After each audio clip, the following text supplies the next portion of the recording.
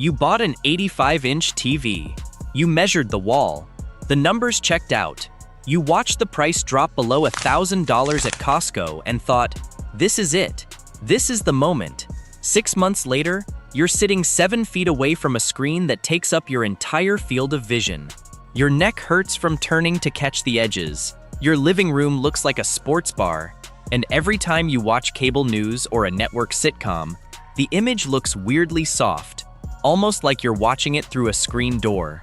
Nobody warned you, not the salesperson, not the review that called it a stunning value, not the YouTube channel that said, bigger is always better. Here's what they didn't tell you. Buying a giant TV isn't just a screen purchase. It's a commitment to your room, to your content, to a stack of hidden costs that don't show up in the sticker price. And for millions of buyers right now, that commitment is not going the way they expected. RTX.com recommends a minimum viewing distance of 10 feet for a 75-inch TV and 12 feet for an 85-inch. The average American living room couch sits about 8 to 9 feet from the TV wall. That gap between what the math requires and what your room actually offers, that's where the regret lives. Let's talk about what's actually happening and what you should know before you buy. Problem 1. Your room isn't big enough, and nobody told you that at checkout. Here's the first thing that surprises people. TV size is measured diagonally, not by width. An 85-inch TV is just over 6 feet wide. 6 feet. That's wider than a standard doorway, wider than most couches, wider than the section of wall between the average pair of living room windows. The physics of watching TV are simple. The screen needs to fill roughly 30 to 40 degrees of your horizontal field of view for a comfortable experience. At 30 degrees, you're watching. At 40 degrees, you're immersed. Beyond 40 degrees, and this is where a lot of giant TV buyers end up, you're not watching TV anymore. You're sitting in the front row of a movie theater, except the movie never ends, and you can't move your seat back. Artingines ran the numbers. For a 75-inch 4K TV, ideal viewing range is 6 to 10 feet. For an 85-inch, it's 7 to 12 feet. If your sofa is 8 feet from the wall, an 85-inch screen already pushes you past comfort. Add the fact that most rooms have furniture, rugs, and layout constraints that prevent you from just pushing the couch back, and you start to understand why so many people end up feeling like they made a mistake. One forum user on AVS Forum said it this way: I sat down to watch the game and had to consciously keep reminding myself to look at the center of the screen.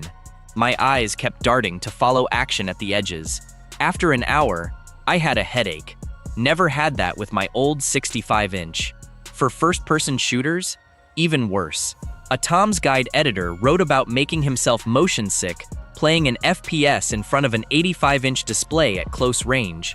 That's not a bug, that's physics. The screen is too large for the distance. Bottom line, before you buy any TV over 75 inches, measure your actual seating distance in feet and multiply it by 0.84. That number is the maximum comfortable screen width in inches. Then do the TV size conversion. If the math says 65, don't buy 85 because the price is good. But the room size problem is just the beginning, because there's a second issue nobody talks about, and it has to do with what you're actually watching on that giant screen. Problem 2. Your content isn't ready for a screen that big. This one catches people off guard. You bought a 4K TV, but how much of what you actually watch is 4K? Think about it honestly. Local network TV broadcasts in 1080i, not even full 1080p. Most cable channels top out at 720p. Netflix streams in 4K only if you're on the $22.99 premium plan.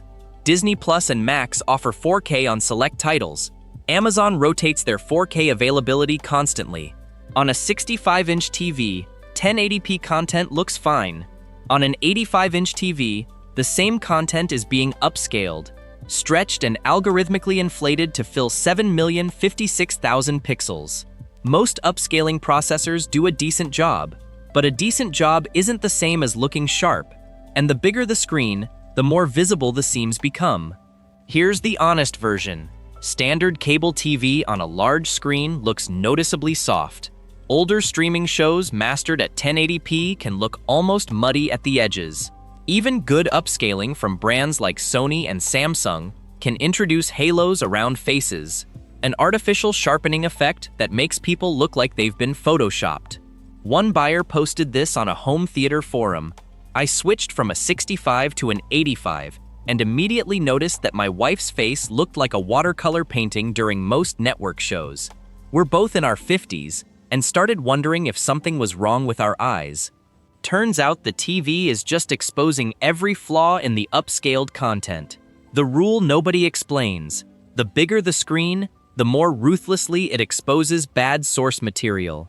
If you stream exclusively in 4K and have a fiber internet connection that doesn't throttle your bandwidth, an 85-inch TV can look stunning. But if you watch sports on cable, reruns on Peacock, or anything that broadcast in the 2000s, you're going to spend a lot of time looking at a screen that looks worse than your old TV did. Bottom line, if more than half of what you watch isn't native 4K, the jump from 65 to 85 inches is more likely to disappoint you than impress you. The sweet spot for mixed content viewers is 65 to 75 inches, where upscaling artifacts are less visible and even 1080p content holds up at a reasonable viewing distance. And here's where it gets really interesting. Because the screen size problem leads directly to a money problem most buyers never anticipated. Problem 3. You thought you were buying a TV. You were actually buying an ecosystem. The sticker price on a giant TV is the beginning, not the end. Here's what buyers consistently underestimate: the built-in speakers. On a thin modern TV panel, there is physically no room for real speakers. As TVs have gotten thinner and cheaper to manufacture, speaker quality has declined noticeably, especially in budget and mid-range models. How to Geek put it plainly in a 2024 piece. The decline in TV speaker quality has become more pronounced in recent years, particularly in anything below the premium tier.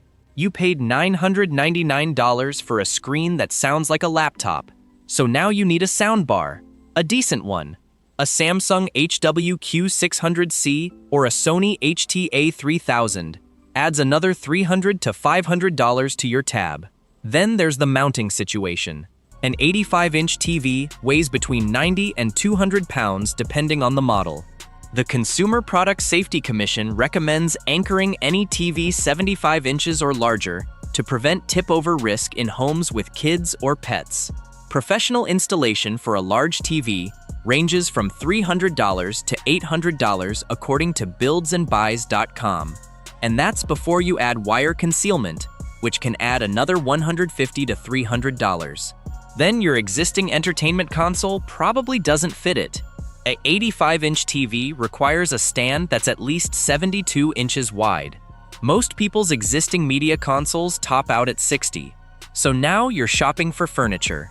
Add it up: $999 TV, $400 soundbar, $500 professional installation with wire concealment, $400 new TV stand. You just spent $2,300 on a TV that was advertised as under $1,000. One buyer on Reddit described it this way: "I bought the 85-inch Samsung at Costco during a Black Friday sale. I thought I was getting a deal. By the time I paid for the mount, the installer, the soundbar, and a new media console, because the old one was too small, I had spent more than double what the TV cost. I would have been better off buying a 65-inch OLED." Bottom line, when you're comparing a $999 85-inch budget TV to a $1,500 65-inch OLED, don't compare sticker prices. Compare total cost of ownership. The 65-inch OLED will often cost you less once you factor in the ecosystem, and it will look dramatically better on all content regardless of resolution. But wait, there's another problem that happens before you even get the thing home. Problem 4. Getting a giant TV home is its own obstacle course. This is the part nobody thinks about until it's too late. An 85-inch TV box measures roughly 7 feet long and 4 feet wide. That does not fit in a minivan. Rick Broida at Yahoo tested this personally, when reviewing the 85-inch Hisense U7H. He had a Chrysler Pacifica, a full-size minivan. Every seat down, driver's seat shoved forward.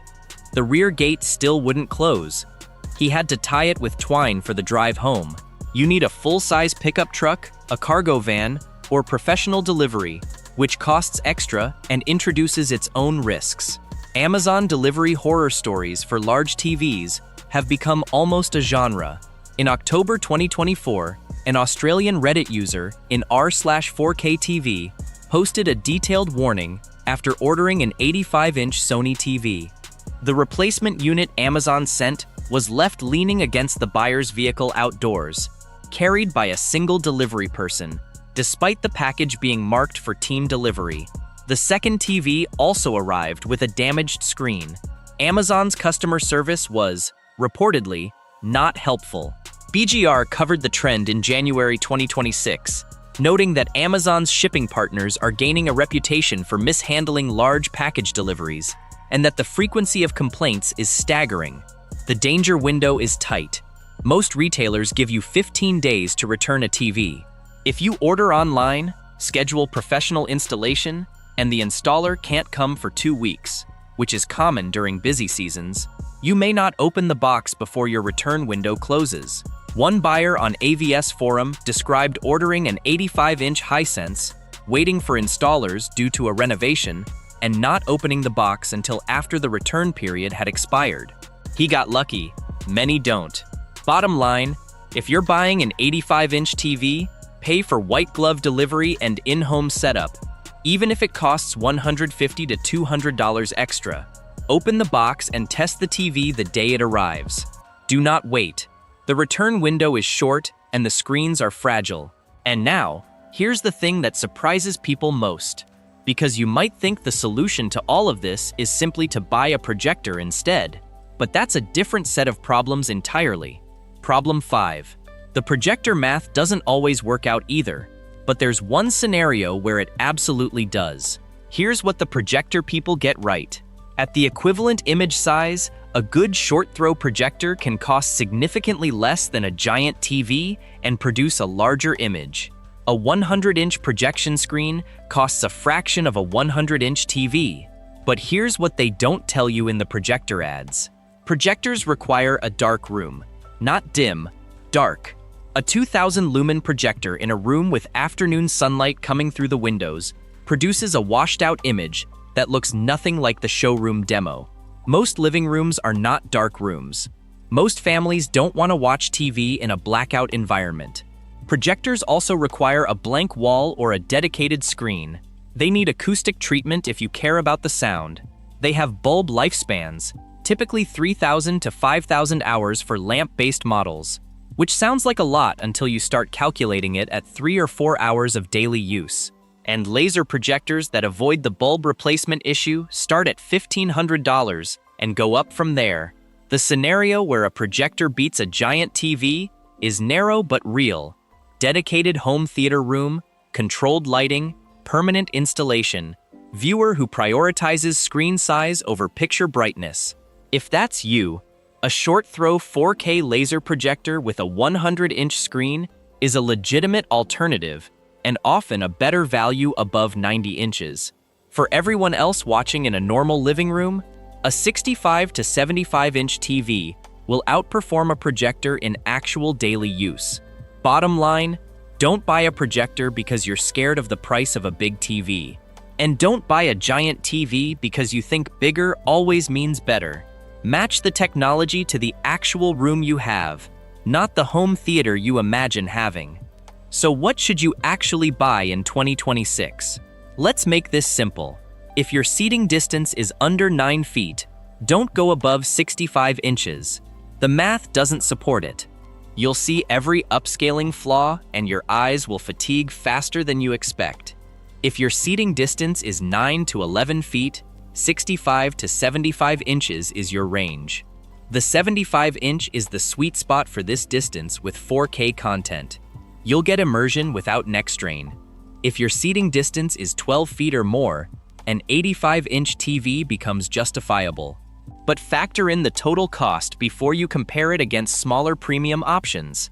At any budget, consider this: a 65-inch OLED at $1,200 to $1,500 will deliver a better picture than an 85-inch budget LCD in every measurable category: contrast, black levels, color accuracy, motion handling. The LG C5 and the Samsung S90F are both strong picks in this range. The picture quality difference between a mid-range 85-inch and a premium 65-inch OLED is not subtle. It is stark. Artings has measured it extensively. The OLED wins on contrast, detail in shadows, and color accuracy on every test. The biggest mistake people make right now: they compare screen sizes without comparing picture quality, and they forget to add up the total cost of the ecosystem. Here are the top discoveries from this video. 1. Your room almost certainly requires less TV than you think. Measure the distance, do the math, then size down by one step from what your gut says. You'll live with more comfort and less regret. 2. The content you watch matters as much as the TV you buy.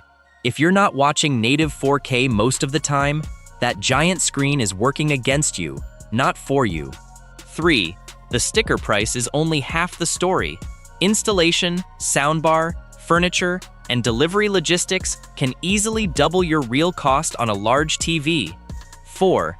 The Amazon delivery horror show is real and well documented.